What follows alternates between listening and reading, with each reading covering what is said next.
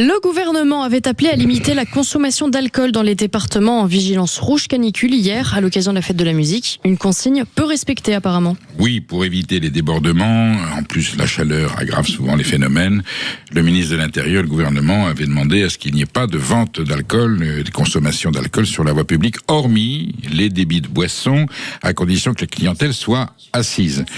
Vous imaginez bien que dès qu'on a annoncé cette disposition, des gens ont fait des stocks. Des gens ont fait des stocks de...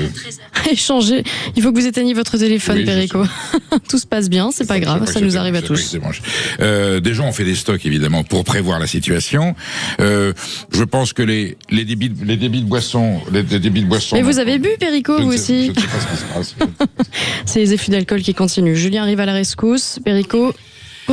Les débits de boissons, évidemment, ont respecté la règle, mais l'ont-ils tous fait avec la rigueur requise?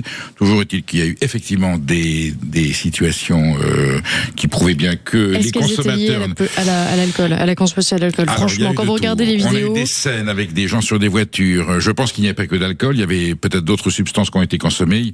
Il y avait à un moment donné une incivilité. On n'était pas dans l'émeute, mais on était quand même dans le chaos absolu.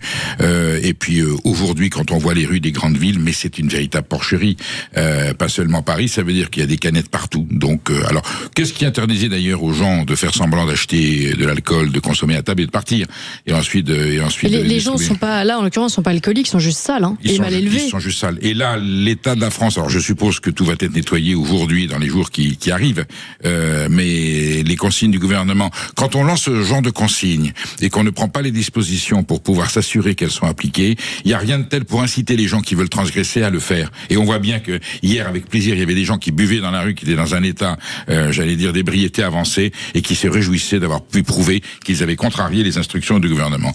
Donc voilà, on a voulu limiter la casse. Ça aurait peut-être pu être pire, je dis pas le contraire. Mais les scènes qu'on a vues hier, et on en a regardé quelques-unes, vous et moi, c'est quand même affligeant.